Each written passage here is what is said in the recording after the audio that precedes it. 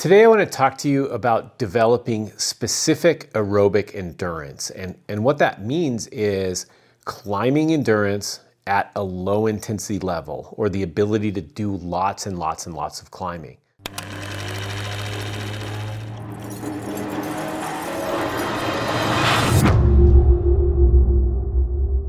In the early days of how climbers trained, we looked at power and power endurance and endurance.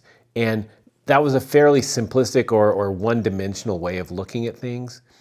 And now we understand that developing some specific endurance in the musculature and in the human system is the best way to develop that endurance.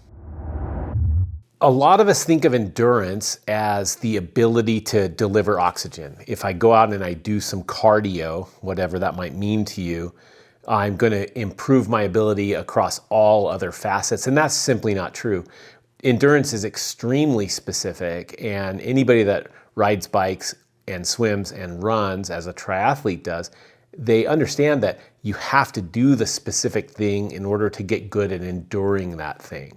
One of the easy ways to look at our endurance is where we are limited, and there are kind of 3 points along the system where an athlete can be limited. We can be limited in our ability to uptake oxygen, in our ability to breathe and bring it into our lungs. And some people actually have a respiratory limit, whether it's a mechanical limit or the ability to bring the oxygen across the lungs. And so that can be a limiter, and that can be solved with some general training. But that's also a really rare place for people to be limited. So our first spot that we are limited is in uptake. Then once the oxygen passes through the lungs, we're now in the delivery phase, and we can be limited in delivery, and that's the ability of the blood to bring the oxygen to the muscles that are working. And so some people don't have a great ability to bind oxygen and deliver it through the system, and that's something else we can work on. But most climbers, when it comes to endurance, are limited in this third phase, which is called utilization. And it's actually the ability to take that energy, get it to the muscles, and then use it in order to do hard moves on rock. And so utilization is where we focus most of our efforts. Unless I have a real breathing problem or an ability to move oxygen through the blood system, utilization is where I want to focus most of my training. And we're going to talk about that today. You'll probably remember Joel Unima's model, which is a really great way of looking at the endurance system in climbing. And Joel explained where we have 2 buildings. We have the aerobic building, and then we have the strength building. And between the aerobic building and the strength building, we'll have a little cable. And the cable represents our power endurance, our ability to really do high power outputs while we're in a state of fatigue. And what Joel tried to emphasize with that model was that we could increase the size of the aerobic building, increase the size of the strength building, and those are really the only ways to get that cable or your power endurance to improve. And so we want to get stronger, have stronger fingers, be better at bouldering, and we want to develop this better aerobic engine. And today I'm going to talk about 3 specific things in order to help you build that bigger aerobic building. Before we get into the 3 sessions today, I want to talk about how we know if we're actually in the aerobic zone. One of the main problems that we've had in climbing, and one of the mistakes we've made year after year after year, is to seek out fatigue as a marker of building endurance. And we can see it in other sports and recognize it as being really silly. For example, if I were trying to run a 10-kilometer race and I just went out on the road and I ran as fast as I could until I fell over and I was completely wasted, and then recover a little bit and then sprint down the road as fast as I could, I'd look like a fool.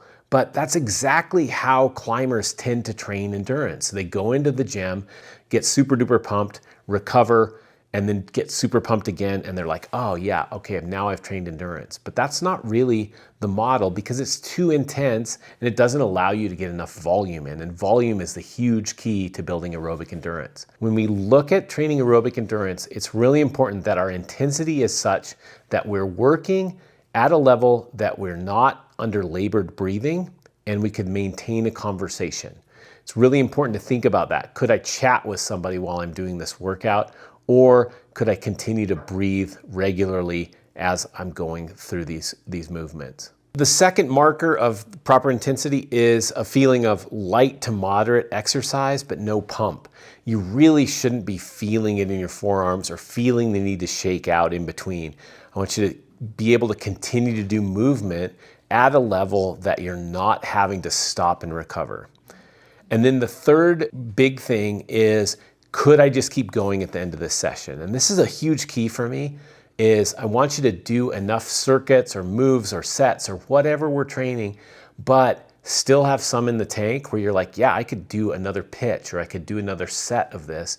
And that indicates that we're in that proper zone because it's not such an overload. If you were doing 4x4 bouldering, you know how it is. You get to the end of that thing and you are done.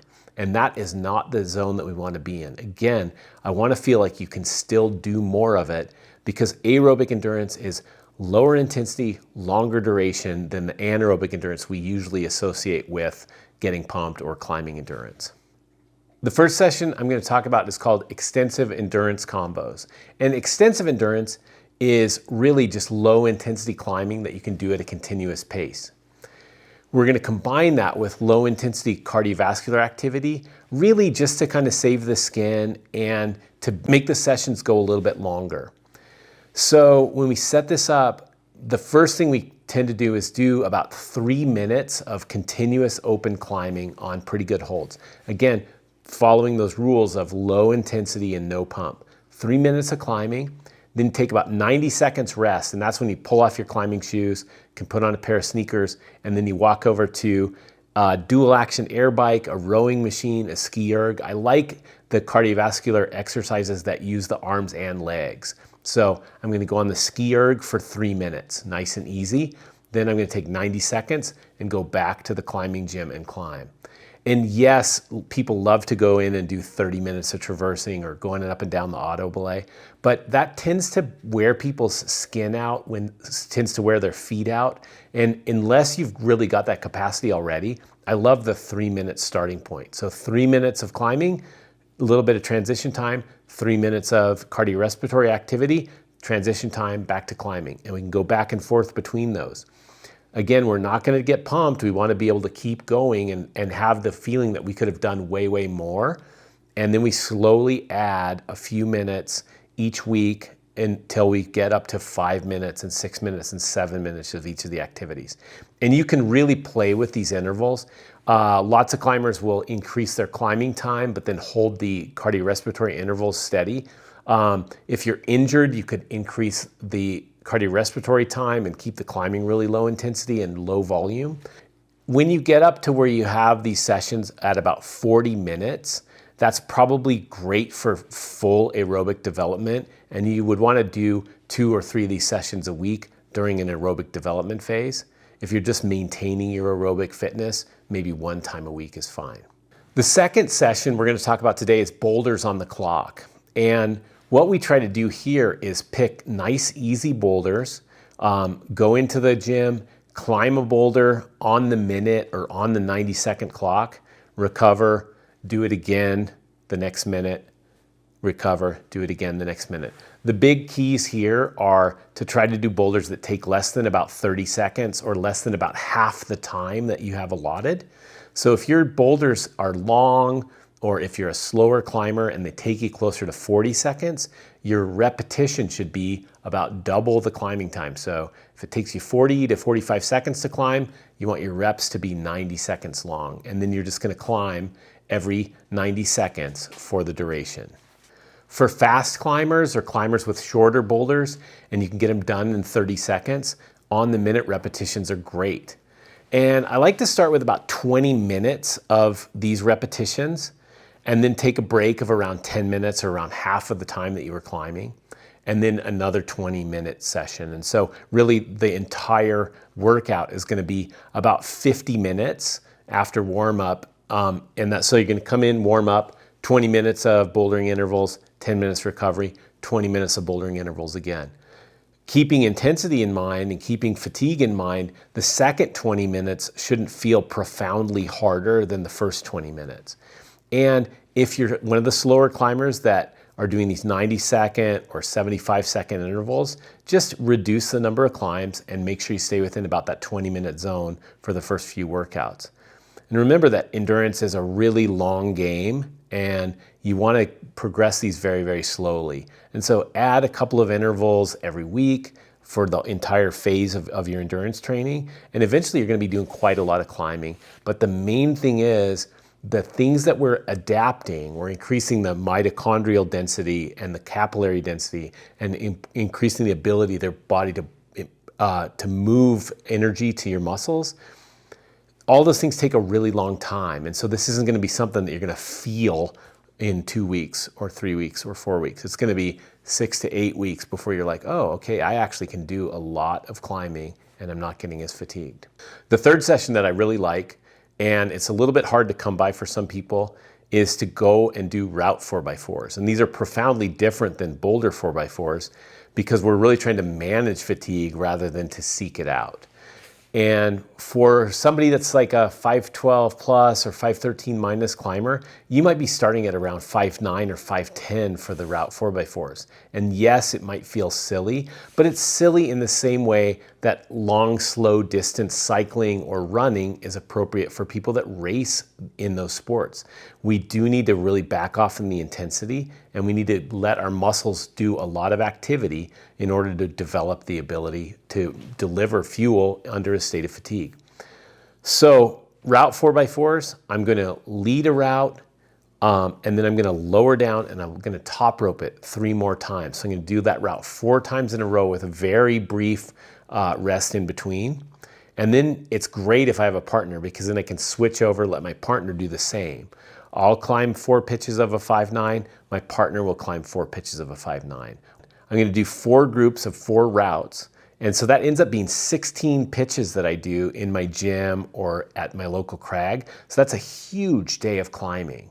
And so it's got to be at a really, really low intensity in order for me to be able to do it. And again, if I'm getting pumped or fatigued or I'm holding my breath or I can't hold a conversation, the intensity is too hard. Remember, we're really trying to manage intensity. And so for route 4x4s, we need to be at a very, very manageable level. If you've never climbed 16 pitches in a day, you've got to imagine that it's going to be pretty hard on you. And so you should start at the easiest thing you possibly can. We're going to advance the grades of these routes slightly as long as we can continue to maintain the proper intensity. We don't want to add more pitches. We don't want to add more routes to each interval. We just want to stay with that 4 groups of 4 routes and slowly increase the intensity over the course of several months as we develop our aerobic fitness. So to bring this all together, aerobic fitness is a very persistent part of our general capacity. And what that means is it sticks with us if we build it, but it takes a long time to build. And so we've just got to have some patience around that and be willing to take some time out of our normal climbing year and develop this capacity the same way we would with finger strength, the same way we would build bouldering. We need to give this the attention it deserves. And so if you have a limiter where you tend to get fatigued in the day, you tend to pump out on long routes, you tend to just feel taxed after a heavy climbing day, aerobic endurance might be one of the solutions that makes climbing feel easier and makes the experience more pleasant while you're doing it.